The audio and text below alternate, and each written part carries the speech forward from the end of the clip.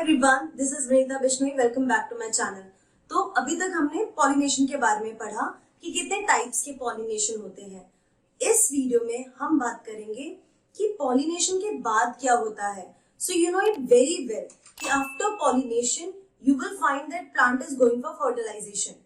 सो pollination में pollen grain जो है वो स्टिग्मा के ऊपर आता है and then pollen tube will germinate and fertilization will take place. So I will say that fertilization is a very important event.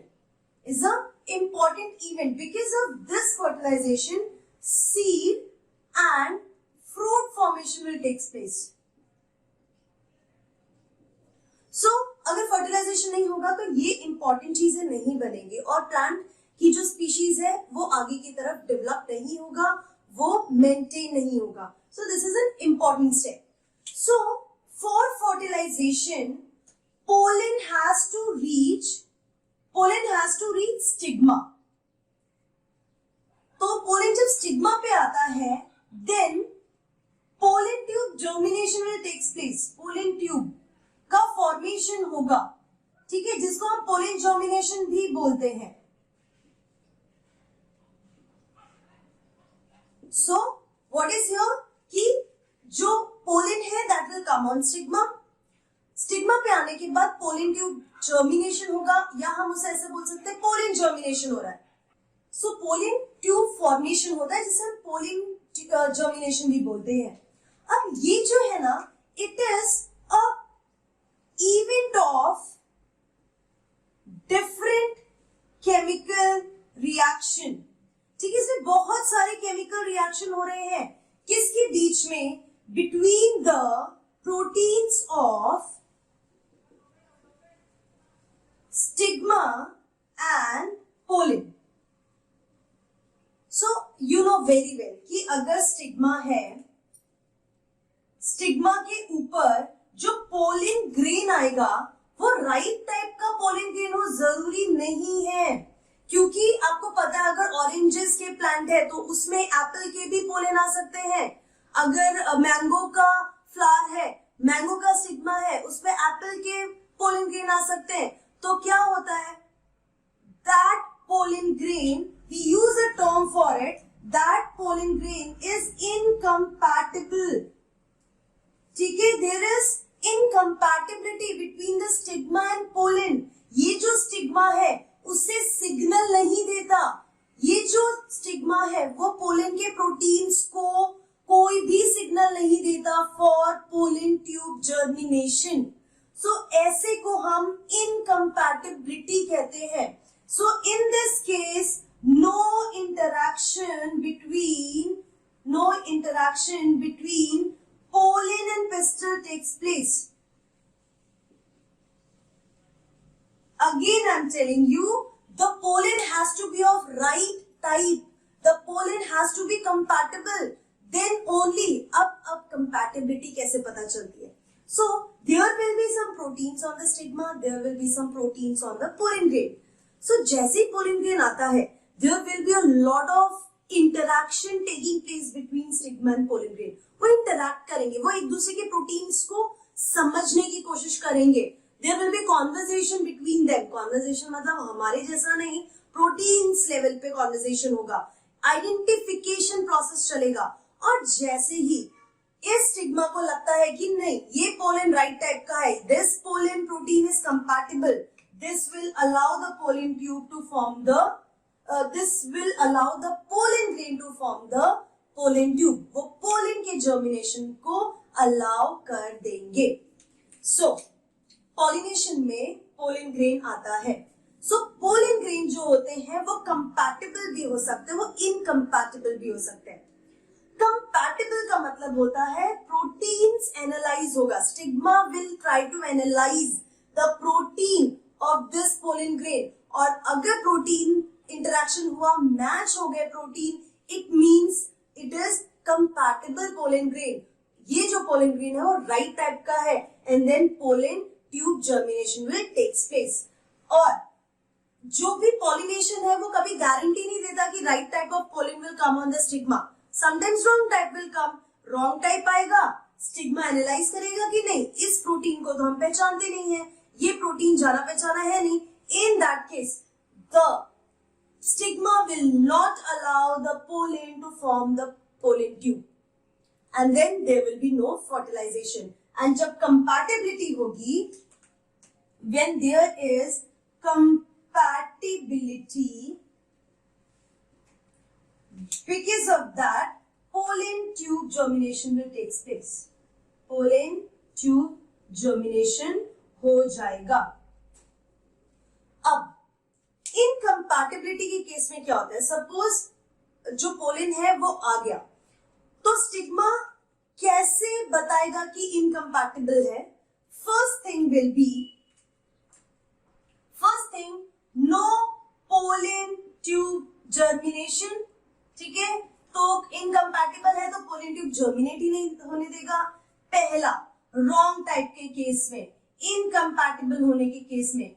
और दूसरा very small pollen tube, very small pollen tube will be germinated. वो pollen tube इतना लंबा नहीं होगा कि वो ovule तक पहुंच सके. So this is the two way in which stigma rejects the pollen germination. ठीक है, अब एक और तरीका होता है, ये जो pollen tube है, pollen grain जो है वो जर्मिनेट नहीं हो पाएगा because there will be a plug, there will be a membrane. यहां पे एक मेम्ब्रेन डेवलप होगा, एक लेयर डेवलप होगा which is called callose plug. Callose plug जो है it will be present between the plasma membrane of stigma and pectocellulose layer of stigma. ठीक है, सो इन दोनों लेयर के बीच में somewhat here you will find that callose की एक लेयर बन गई है जिसके वजह से पोलिन ट्यूब का जर्मिनेशन नहीं होगा. So callose will not allow pollen tube germination. This is how incompatibility is being done. So pollen tube को जर्मिनेशन से इस तरीके से भी रोका जाता है. सो ये कब होता है? जब इनकम्पैटिबिलिटी होती है. Now let's move on to the process fertilization. एक बार कंपैटिबल इनकम्पैटिबल वाला टेस्टिंग हो जाता है, पोलिन पिस्टल का इंटरेक्शन हो जाता है, राइट टाइप ऑफ पोलिन आ जाता है स्टिग्मा के ऊपर, फिर क्या शुरू होता है that we are going to discuss in sequence. Okay, तो अब हम बात करते हैं फर्टिलाइजेशन की. पोलिन ग्रेन आ चुका है स्टिग्मा के ऊपर और उसके बाद event will start and which will lead to the fertilization. तो सबसे पहले जो फर्टिलाइजेशन है वो एक्सप्लेन एंड डिस्कवर किया था स्ट्रासबर्गर ने 1884 में. So the first event which is going to take place is pollen comes on stigma. So pollen stigma के ऊपर आता है, उसकी वजह से there will be pollen pistil interaction. ठीक है, हम एक एक इवेंट की बात कर रहे हैं. पोलिन पिस्टल इंटरैक्शन का बेसिकली मतलब होता है आइडेंटिफिकेशन. सो पहले आइडेंटिफिकेशन प्रोसेस होना चाहिए. पिस्टल को टाइम चाहिए भाई समझने के लिए कि पोलिन राइट टाइप का है, कंपैटिबल है या अनकंपैटिबल है. सो आफ्टर दैट एक बार आइडेंटिफिकेशन हो गया, then there will be pollen tube germination if compatible type. So एक बार compatible type होगा तो this pistil will allow for pollen tube germination. ठीक है, पहचान गए कि हाँ ये पोलिन सही टाइप का है, कंपैटिबल पोलिन है, तो उसको पोलिन ट्यूब जर्मिनेशन करने को मिलेगा. अब पहचान गए, आइडेंटिफिकेशन हो गया. So this compatibility will be at genetical level. सो जेनेटिकल लेवल पे कंपैटिबिलिटी चेक की जाती है, तब अलाउ किया जाता है पोलन ट्यूब जर्मिनेशन का। सो ये कब होगा? When it is of compatible type, ठीक है। और अगर कोई भी प्लांट है, ये फर्स्ट केस हो गया। सेकेंड केस क्या होता है? इनकम्पैटिबल। सो इस केस में क्या होगा? नो पोलन ट्यूब जर्मिनेशन, ठीक है। नेक्स्ट आता है, ये हो गया फर्स्ट, पोलन जैसे ही स्टिग्मा पे आता है, पोलन ट्यूब जर्मिनेशन के लिए आइडेंटिफिकेशन प्रोसेस चलेगा। सेकेंड प्रोसेस जो है कि आइडेंटिफिकेशन के बाद क्या होता है, पोलन ट्यूब जर्मिनेशन कैसे होता है। So stigma will release water and sugar। So हम इसको क्या बोल सकते हैं? Sugary fluid. सो स्टिग्मा जो है वो शुगरी फ्लूइड रिलीज करेगा, and due to that this sugary fluid will take up by pollen. Pollen ने शुगरी फ्लूइड ले लिया। Now the next step will be, जैसे ही वाटर एंड शुगर गया, उसकी वजह से intine will give out pollen tube, right? So जैसे ही जाएगा, उसकी वजह से शुगर एंड फ्लूइड जैसे ही पोलन ग्रेन के अंदर जाएगा, इंटाइन जो है पोलन ट्यूब जर्मिनेट करेगा फ्रॉम जर्म पोर। जर्म पोर है, वहां से आपको याद ही होगा, पोलन ग्रेन्स जो होते हैं उसकी इनर वाली लेयर को इंटाइन कहते हैं, और जो आउटर लेयर प्रेजेंट होता है उसको एक्साइन कहते हैं। एक्साइन जो है वो स्पोरोपोलिनिन से बना है, और जो इंटाइन है वो पैक्टिन एंड सेल्यूलोज से बना है।